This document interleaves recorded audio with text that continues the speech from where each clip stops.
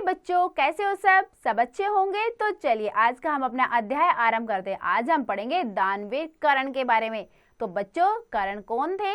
कर्ण बहुत ही दयालु व्यक्ति थे और बहुत ही दानवीर व्यक्ति थे। सबसे बड़े दानी कौन थे? कर्ण। तो उन्होंने अपना सब कुछ वो दान में दे सकते थे। वो किसी को भी अपने द्वार से खाली हाथ नहीं जाने देते थे। तो देखिए अब पाठ के माध्यम से पढ़ते कि उनके घर पर आए जो अतिथि थे, जो ब्राह्मण थे, उन्होंने उससे क्या मांगा। और जबकि युधिष्ठिर वो चीज नहीं दे पाए। युधिष्ठिर भी बहुत ही दानवीर थे, लेकिन ज्यादा कौन थे दानवीर? कर्ण।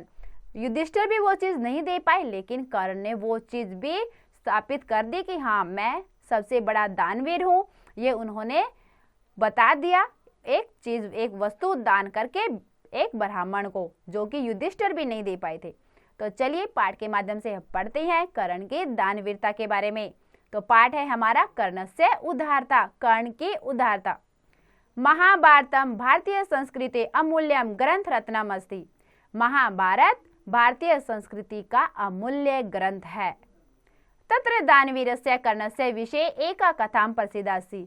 यहाँ दानवीर के कर्ण के विषय में एक कथा प्रचलित है, एक प्रसिद्ध कथा है। देखिए, एकदा भगवान श्री कृष्ण है पांडवान प्रत्यागच्छत। एक बार भगवान श्री कृष्ण पांडव के पास गए। कथोपकथने श्री कृष्ण है कर्ण से उदारता प्रशासित। कथन उपकथन यानी कि बातों ही बातों में श्री कृष्ण ने कर्ण की उदारता की प्रशंसा की। यानी कि कर्ण की जो दानवीर थी, यानी कि उदारता की, उसकी बहुत प्रशंसा की कर्ण की। कर्ण से प्रशंसा अर्जुनाई नय अवरोचर। तो अर्जुन के सामने जब श्री कृष्ण उनकी कर्ण की प्रशंसा कर रहे थे, अर्जुन को वो अच्छी नहीं लगी कि मेरे भाई युधिष्ठिर इतने अच्छे हैं, इतने उदार हृदय के हैं, उनके सामने किसी और की प्रशंसा हुई, ये अर्जुन से सहन नहीं हुआ, उनको वो अच्छा नहीं लगा। अतः अर्जुन कृष्ण है प्रत्याभाषत। इसीलिए अर्जुन ने कृष्ण जी को कहा, हे सखे, हे मित्र, अस्मिन् महितले मम भ्रातु धर्मराजस्य युधिष्ठिरस्य सम न अस्ति कोऽपि उद्धार। कि इस महितल यानी कि इस भूमि पर मेरे भाई धर्मराज युधिष्ठिर के समान कोई भी उद्धार नहीं है। ठीक है, उनसे बड़ा कोई उदार हृदय का व्यक्ति नहीं है जितने कि मेरे भाई युधिष्ठिर हैं। पूरी पृथ्वी पर ऐसा कोई व्यक्ति नहीं होगा। तथापि भगवान, तब भी आप भ्रातु समक्षम कर्णम बहु प्रशंसति। तब भी आप मेरे भाई के सामने ही कर्ण की प्रशंसा कर रहे हैं, और तब भी आप कर्ण की प्रशंसा कर रहे हैं। भगवान प्रत्यावदत, भगवान ने बोला, अद अवसर नैस्ति, आज मौका नहीं है। कदाचित अन्यस्मिन् दिने तवाम एतत् प्रतिबोधिष्यामि। आज मौका नहीं है, लेकिन जब कभी मौका मिलेगा या जब कभी मौका होगा तो मैं यही साबित कर दूंगा कि दानवीर कौन है, उदार कौन है, युधिष्ठिर है या फिर कर्ण है। ततः एकदा कृष्ण अर्जुनम सम आहूतवान। इसके बाद एक बार श्री कृष्ण ने अर्जुन को बुलाया। और श्री कृष्ण जी ने बोला था, तो श्री कृष्ण जी को तो पता था कि कौन ज्यादा दानवीर है, कौन ज्यादा उदार है, तो ये तो उनको साबित करना ही था। तो देखो क्या चाल चली श्री कृष्ण जी ने। देखिए, श्री कृष्ण जी ने अर्जुन को बुलाया। ततो उभौ अपि ब्राह्मण वेशम। दोनों कैसे हो गए? ब्राह्मण के वेश में हो गए। परिदा युधिष्ठिर से राजभवनम सप्राप्तम। और कहाँ पहुंचे? युधिष्ठिर के राजभवन में पहुंचे। सबसे पहले दोनों के दोनों ब्राह्मण वेश बना लिया दोनों ने। किसने किसने? अर्जुन ने भी और श्री कृष्ण ने भी। और आगे भाई किसके पास? युधिष्ठिर के राजभवन में। महाराज युधिष्ठिर है तयो है ब्राह्मणयो सेवाम विदाय आगमन से कारणम अप्रचत। महाराज युधिष्ठिर ने उन दोनों ब्राह्मणों की सेवा की और आने का उनको कारण पूछा। ब्राह्मण कृष्ण धर्मराजम प्रत्यावसत।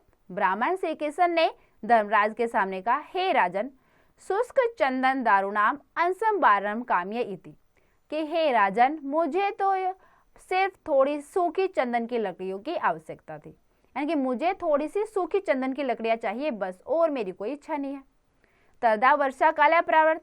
अब वर्षा का समय आरंभ हो गया है। अतः कुतश्चित केनचित प्रकारेण वा दारु आनीयते चेतम आर्दम भविष्यति।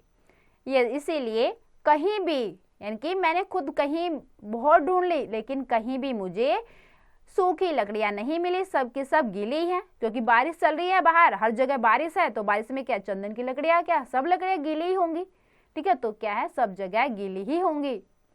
ते सेविका सर्वत्र परिभ्रम्य न कुत्रापि शुष्कम चंदन काष्ठ प्रांतवत्। तो युधिष्ठिर ने अपने सेवकों को बोला कि कहीं ना कहीं से तो सूखी लकड़ी लानी होगी। तो युधिष्ठिर ने अपने सेवकों को नगर में भेजा कि सूखी लकड़ियां कहीं ना कहीं से ढूंढकर लाओ। वे सेवक क्या हर जगह घुमाए सेवक, लेकिन उनको चंदन की लकड़ियां सूखी नहीं मिली। मिलेंगी कैसे, बारिश हो रही थी तो सूखी लकड़ियां मिल ही नहीं सकती। ततः धर्मराजा निवेदित, इसके बाद धर्मराजा ने निवेदन किया, इदानीम शुष्क चंदन काष्ठम कुत्रपि नैव मिलती। अब इस समय सूखी चंदन की लकड़ियां कहीं नहीं मिली हैं। अन्यत किमपि इच्छित चेतम वताम सहसा दास्यामि इति। इसके अलावा अगर आपकी कोई और इच्छा तो आप बताइए, मैं वो अवश्य पूरी करूंगा। अब वो तो श्री कृष्ण जी तो उनकी परीक्षा ले रहे थे, उनकी क्या इच्छा थी, वो तो सिर्फ देखना चाह रहे थे कि, और अर्जुन को बताना चाह रहे थे कि देख लो दोनों में दानवीर कौन है, उद्धार कौन है, युधिष्ठिर है या फिर कर्ण है। तो उन्होंने बोला कि युधिष्ठिर ने बोला कि ऐसा तो सूखी लकड़ियां तो कहीं नहीं है, अगर आपकी कोई और इच्छा तो आप वो अवश्य बोलिए, मैं वो अवश्य पूरी करूंगा। कृष्ण प्रत्युत्तर, कृष्ण जी बोलते हैं, मैं अस्तु नहीं, और तो नहीं है। शुष्कम चंदन काष्ठम नयस्ति, सूखी चंदन की लकड़ियां नहीं है। चेतम अन्यथा किमपि न अभिलषामि, तो मेरी और कोई इच्छा नहीं है। अगर सूखी चंदन की लकड़ियां मिलती तो शायद कोई और भी इच्छा जताते, लेकिन सूखी चंदन की लकड़ियां नहीं मिली तो मेरी कोई और इच्छा नहीं है। ततः अर्जुनेन सह भगवान श्री कृष्ण तन एव ब्राह्मण वेशे कर्णस्य द्वारम प्राप्तवान। इसके बाद अर्जुन के साथ भगवान श्री कृष्ण ब्राह्मण वेश में कर्ण के पास गए, कर्ण के द्वार पर गए। देखो, कर्ण श्रद्धा तौ समसेवित है, कर्ण ने उन दोनों का श्रद्धा पूर्वक स्वागत किया। कर्ण तौ आसन देव उपावेश्य आगमनस्य अभिप्राय अपृच्छत्। तो कर्ण ने उन दोनों को आसन पर बिठाया और आने का अभिप्राय पूछा। कृष्ण तदेव वाक्यम, कृष्ण जी ने फिर वही अपना वाक्य दोहराया।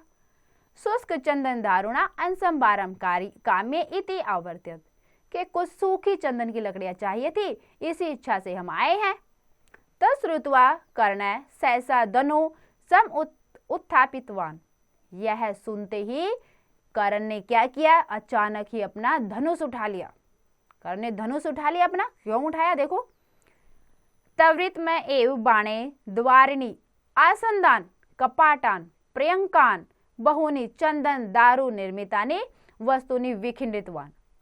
तो शीघ्र ही उसने अपने बाण से द्वार, आसन, दरवाजे, पलंग और भी बहुत सारे जो चंदन से जो वस्तुएं बनी थी उनके पास सबको तोड़ दिया, सबको नष्ट कर दिया, क्योंकि चंदन की लकड़ियों की सारी चीजें बनी हुई थी उनके उस महल में, तो सारी क्या उन्होंने वो सब तोड़ दी, खंडित कर दिया उन सबको। एवं तयो पूर्तः चंदन काष्ठान रासेम कृतवान। इस प्रकार उन दोनों के चारों ओर चंदन की लकड़ियां इकट्ठी हो गई।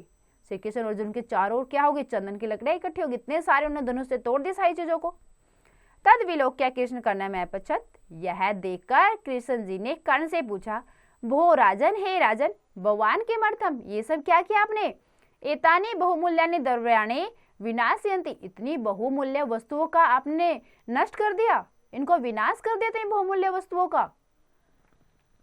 आगे देखिए बेटा, इसका हिंदी अनुवाद है। महाभारत भारतीय संस्कृति का अमूल्य ग्रंथ है। वहां दानवीर कर्ण के विषय में एक कथा प्रसिद्ध है। एक बार भगवान श्री कृष्ण पांडवों के पास गए। बात बात में कृष्ण ने कर्ण की उदारता की प्रशंसा की। कर्ण की प्रशंसा अर्जुन को अच्छी नहीं लगी, अतः अर्जुन ने कृष्ण से कहा, हे सके, इस भूमि पर मेरे भाई धर्मराज युधिष्ठिर के समान कोई भी उदार नहीं है, फिर भी आप भाई के सामने कर्ण की बहुत प्रशंसा करते हो। भगवान बोले, आज अवसर नहीं है, कदाचित अन्य तुम्हें यह समझा दूंगा। फिर एक बार कृष्ण ने अर्जुन को बुलाया। वे दोनों ब्राह्मण वेश को धारण कर युधिष्ठिर के राजभवन में गए। महाराज युधिष्ठिर ने उन दोनों ब्राह्मणों की सेवा की करके आगमन का कारण पूछा। ब्राह्मण कृष्ण ने धर्मराज को कहा, हे राजन, शुष्क चंदन की थोड़ी लकड़ियों की कामना थी। अभी वर्षा काल चल रहा है, अतः कहाँ से और किस प्रकार लकड़ियां लाई जाए, वे गीली होंगी। फिर भी युधिष्ठिर ने सेवकों को नगर भेजा। वे सेवक सभी जगह घूमे, कहीं भी सूखी चंदन की लकड़ियां प्राप्त नहीं हुई। धर्मराज ने निवेदन किया, अब ये सूखी चंदन की लकड़ियां कहीं भी नहीं मिली। अन्य कोई भी इच्छा हो तो बताइए, तुरंत दूंगा। कृष्ण बोले, कोई बात नहीं, सूखी चंदन की लकड़ी नहीं है तो अन्य कोई भी अभिलाषा नहीं है। फिर अर्जुन के साथ भगवान श्री कृष्ण ऐसे ही ब्राह्मण वेश में कर्ण के द्वार पर गए। कर्ण ने श्रद्धा से उन दोनों का सम्मान किया। कर्ण ने उन दोनों को आसन पर बिठाकर आने का अभिप्राय पूछा। कृष्ण ने उसी वाक्य को सूखी चंदन की थोड़ी लकड़ियों की कामना थी वही दोहराया। यह सुनकर कर्ण ने अचानक धनुष उठा लिया। तुरंत ही बाणों से द्वारों, आसन, दरवाजों, पलंग तथा बहुत सी चंदन से बनी वस्तुओं को तोड़ दिया। इस प्रकार उन दोनों के चारों ओर चंदन की लकड़ियां एकत्रित हो गई। यह देखकर कृष्ण ने कर्ण से पूछा, हे राजन, आपने इस बहुमूल्य संपत्ति का नाश क्यों कर दिया? आगे देखिए, कर्ण ने प्रत्युत्तर कर्ण बोला, हे विप्रौ, हे ब्राह्मण श्रेष्ठ, संप्रति वर्षा काल प्रचित, अब बारिश का समय चल रहा है। कुत्रापि शुष्कम काष्ठम न सम उपलभ्यते, कहीं भी चंदन की सूखी लकड़ियां नहीं मिलेंगी। यत्र कुत्रापि मिलिष्यति चेत तद अन्य पुनः आर्द्रम भविष्यति, यदि कहीं मिलती भी तो वो दोबारा से गीली हो जाती। मान लो अगर कहीं रखी होती वहां से लेकर आते तो लेकर आने में वो गीली हो जाती। भगवान केवलम शुष्कम काष्ठम अभिलिष्यति, और आपकी इच्छा थी सिर्फ केवल सूखी लकड़ियों की। अतः उपाया अंतराभावात एतानि वस्तुनि विखंडितानि, इसी उपाय के अभाव से ही इन वस्तुओं को तोड़ा। तो इसीलिए मैंने वस्तुओं को तोड़ दिया। क्यों? मैं तो अपनी अतिथि की पूरी जो वो मांगते हैं उनकी कामना को, उनकी इच्छा को पूरी करता हूँ, और आपने सूखी लकड़ियां चाहिए थी तो मैंने इनको तोड़ दिया। अतः उपाय अंतराभावात एतानि वस्तुनि खंडित है, इसलिए मैंने इन वस्तुओं को तोड़ दिया, इनको खंडित कर दिया। किंच एतानि द्रव्यानि कालांतरे पूर्व निर्मितानि भविष्यन्ति, ये द्रव्य तो लगातार कालांतर में, यानी कि ये द्रव्य तो जो चीजें बनी हुई है तो दोबारा से भी बन जाएंगी, दोबारा से हम इनको बनवा सकते हैं, ठीक है। लेकिन एतेषां विनाशाय मयि खेदः अस्ति, इनका नष्ट होना मेरे लिए कोई खेद नहीं, मुझे इसका कोई दुख नहीं है कि मैंने अपनी बहुमूल्य वस्तु को तोड़ दिया, इसका मुझे कोई दुख नहीं है। परंतु इतः अतिथि रिक्त हस्तः निवर्तिष्येत् चेत एतस्य कष्टं मम हृदयं वृषं परिपीडयति, लेकिन यदि अतिथि रिक्त हस्त है, खाली हाथ, रिक्त मतलब खाली, अगर अतिथि खाली हाथ लौट जाए तो इससे मेरे हृदय को बहुत ही अधिक कष्ट होगा, ठीक है। मेरा हृदय बहुत दुखी होगा कि मेरे दरबार पर आया कोई अतिथि खाली हाथ लौट गया। एवं उक्त्वा कर्ण सेवकान आहूय ब्राह्मणेन सह काष्ठभारं प्रेषितवान, यह बोलकर कर्ण ने सेवकों को बुलाकर ब्राह्मणों के साथ वो लकड़ी का गट्ठर, जो लकड़ियां थी वो भिजवा दी। ब्राह्मण रूपे भगवान अपि यशस्वी भव इति कर्णाय आशीषम प्रदाय अर्जुनेन सह निर्गच्छत, ब्राह्मण रूप में आए भगवान ने उसको क्या आशीर्वाद दिया? यशस्वी भव, विजयी रहो हमेशा, ये आशीर्वाद उसको दिया और अर्जुन के साथ लौट आए। परते आगम अनंतरम कृष्ण अर्जुनम परबोभितवान, सखे अर्जुन धर्मराजस्य युधिष्ठिरस्य भवने अपि द्वारिणा आसन्दः अन्यानि च दर्वाणि चंदन दारुभिः निर्मितानि सन्ति। वापिस लौटकर फिर किसने अर्जुन को बताया, हे मित्र अर्जुन, धर्मराज युधिष्ठिर के भवन में भी दरवाजे थे, आसन था और भी बहुत सारी वस्तुएं थी जो कि चंदन की बनी हुई थी, लेकिन तानि वस्तुनि परतु युधिष्ठिर से स्मरणं न भवत्, लेकिन युधिष्ठिर को ये सब याद ही नहीं आया कि मैं भी ऐसे कर सकता हूँ, उनके दिमाग में ये चीज आई ही नहीं। किंच शुष्क चंदन काष्ठस्य याचने प्रत्यो उत्पन्नमति उदार मान अस्च कर्णः तानि सर्वाणि महार्घ वस्तुनि विनाशाय आवाभ्याम समर्पितवान। किंच शुष्क चंदन काष्ठस्य, किंतु चंदन की सूखी लकड़ियां को मांगने पर प्रत्युन उन पर मति, मतलब कि अचानक से बुद्धि में बात आना, अचानक से कोई बात दिमाग में आ जाए। जैसे युधिष्ठिर के नहीं आई लेकिन कर्ण के दिमाग में तभी आ गया कि हाँ बारिश में गीली लकड़ियां होंगी, हर जगह सूखी लकड़ी नहीं मिलेगी, लेकिन ये बात किसकी बुद्धि में नहीं आई? युधिष्ठिर की बुद्धि में नहीं आई, ठीक है। तो प्रत्यो उत्पन्न मति का मतलब क्या आता है? तुरंत बुद्धि में ना आने वाली बात। और उदार कर्ण ने उन सभी महान कीमती वस्तुओं का विनाश करके हम दोनों को समर्पित कर दिया। वस्तुतः युधिष्ठिर तो विचार्य धर्मे परिवर्तित। वास्तव में युधिष्ठिर तो विचार कर धर्म में परिवर्तित होते हैं, किंतु कर्ण स्वभाव से ही उदार है। कि जो युधिष्ठिर है वो तो क्या है, विचार के, यानी कि विचार करके वो धर्म का कार्य करते, लेकिन जो कर्ण है वो क्या, वो तो वास्तव में ही उदार हैं। अतः कर्णस्य उदारता महीतले महीयते, इसीलिए कर्ण की उदारता पृथ्वी तल पर महान है। यानी कि कर्ण क्या है, इस पृथ्वी पर सबसे महान व्यक्ति कौन है, कर्ण है। उदार जो है, उदार हृदय वाले व्यक्ति है और सबसे बड़ा दान देने वाले हैं। आगे देखिए बेटा इसका हिंदी अनुवाद। कर्ण बोले, हे ब्राह्मण श्रेष्ठ, इस समय वर्षा काल चल रहा है, कहीं भी शुष्क लकड़ी नहीं मिलेंगी और जहां कभी मिलेंगी तभी लाते हुए पुनः गीली हो जाएंगी। आपकी केवल सूखी लकड़ी की इच्छा है, अतः उपाय के भाव से ही इन वस्तुओं को तोड़ा। ये द्रव्य तो कालांतर में पुनः बन जाएंगे। इस विनाश से मुझे खेद नहीं है, परंतु इससे अतिथि खाली हाथ लौट जाएगा और यह कष्ट मेरे हृदय को अत्यधिक पीड़ा देगा। ऐसा कहकर कर्ण ने सेवकों को बुलाकर ब्राह्मण के साथ लकड़ी का भार बेच दिया। ब्राह्मण रूप में भगवान भी यशस्वी हो, ऐसा कर्ण को आशीष देकर अर्जुन के साथ चले जाते हैं। लौटने के बाद कृष्ण ने अर्जुन को समझाया, सखे अर्जुन, धर्मराज युधिष्ठिर के भवन में भी द्वार, आसन और अन्य द्रव्य चंदन की लकड़ी से बने हुए हैं, परंतु उन वस्तुओं को देने के लिए युधिष्ठिर को स्मरण नहीं हुआ। किंतु सूखी चंदन की लकड़ियों को मांगने पर प्रत्यु उत्पन्न मति और उदार कर्ण ने उन सभी महान कीमती वस्तुओं का विनाश करके हम दोनों को समर्पित कर दिया। वास्तव में युधिष्ठिर तो विचार कर धर्म में परिवर्तित होते हैं, किंतु कर्ण स्वभाव से ही उदार है, अतः कर्ण की उदारता पृथ्वी तल पर महान है। तो बच्चों ये पढ़ा सबने कर्ण की उदारता के बारे में कि कितने वो दानवीर थे, अपने राजमहल से या अपने दरबार से किसी को भी वो खाली हाथ नहीं भेजते थे और उनकी बुद्धि क्या बहुत तेज चलती थी। जो भी कोई इससे कुछ पूछता था या मांगता था उसी समय उसके दिमाग में बात आ जाती थी, यानी कि उसी समय वो अपनी बुद्धि का यूज हो जाता था, उनका प्रयोग हो जाता था बुद्धि का कि मुझे ये कार्य कैसे करना है। तो कर्ण क्या थे, बहुत ही उदार व्यक्ति थे हमारी पृथ्वी के। तो बच्चों सबको दानवीर कर्ण के बारे में, कर्ण की उदारता के बारे में बहुत अच्छे से सबको पता चला, अच्छे से मन से आप सबने ये पाठ पढ़ा। तो इसको और अच्छे समझने के लिए एक बार और इसका अभ्यास अवश्य करें।